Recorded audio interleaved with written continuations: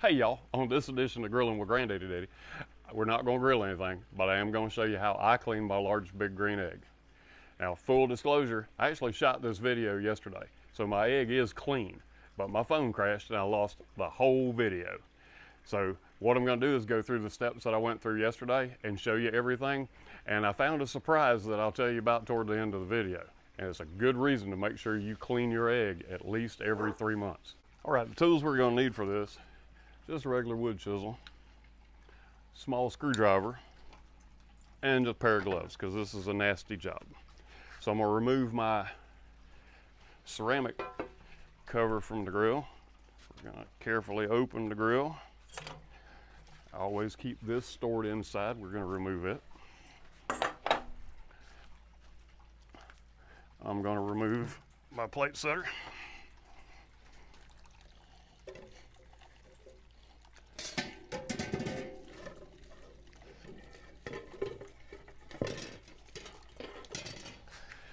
Now, to clean the plate setter, I'm going to take it out of the cradle, and I'm going to take my wood chisel, and like I said, it's already clean, but you're just going to take and scrape everything off down into the fire pit.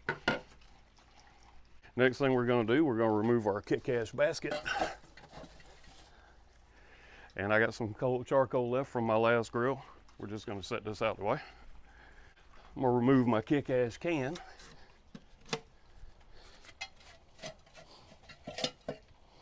And set it out the way. I remember I said I cleaned all this stuff yesterday, so there's not a whole lot of point in going through. Okay, now my fire ring, I'm going to very carefully remove it. And we're going to clean it the same way. We just scrape everything, scrape the inside, down into the bottom, scrape the outside, and then we're going to set this out of the way carefully. Now I'm going to do the same thing with my Firebox. I'm going to reach down in here and I'm going to remove it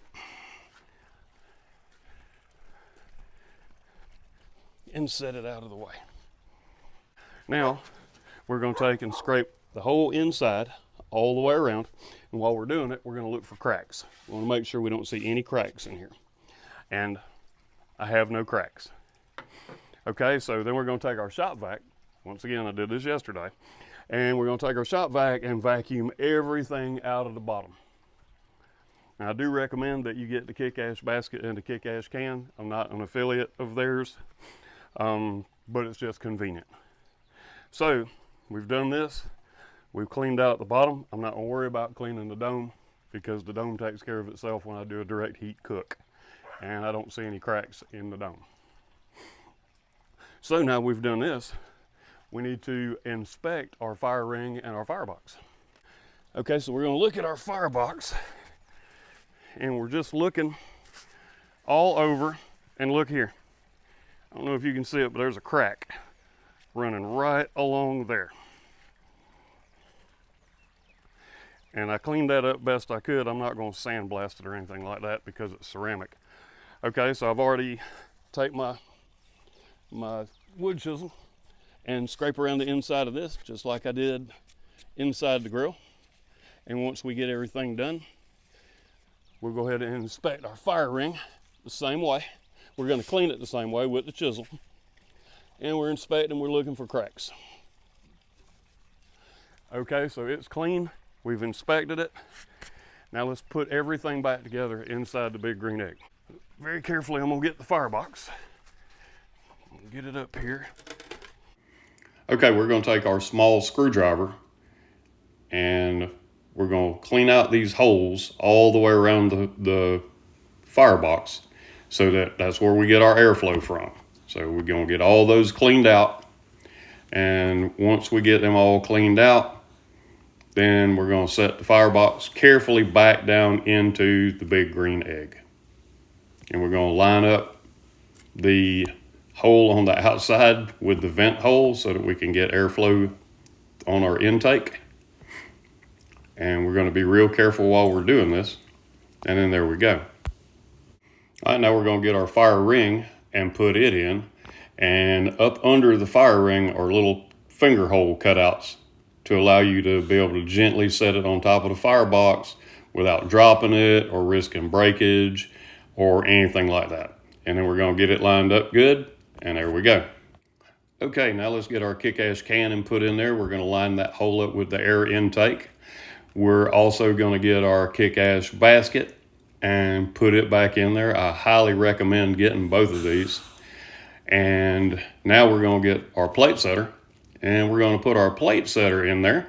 And when we put the plate setter in, we want that front leg lined up directly under our temperature indicator, because that way the indicator is not going to read the direct flame coming up from the bottom of the grill. It's going to be a little bit more muffled. Okay, now we're going to take our chimney and put it back for storage till we cook again. Now we're going to get our ceramic cap and install it, and that's it. Our big green egg is clean. Okay, the surprise that I was going to show you was the crack in my firebowl. So I've discovered this. Today's Friday, July 7th. So Thursday, July 6th is when I originally cleaned it, did the video that you can't see because it went into the Never Never Land. At 12:45 is when I called my dealer, and we'll see. I had to replace the same thing April of last year, and it took 5 days until I had it in my hand. That being said, that does it for this edition of Grilling with Granddaddy Daddy, but I'm gonna put a link to ThermoPro in the description, and please follow that link. Use coupon code ThermoProTeam. I use ThermoPro temperature indicators and transmitters and stick thermometers, and they are awesome. I encourage you to do it. You get a 15% discount. Follow the link, use the coupon code. So until next time I see y'all at the grill, y'all keep on grilling.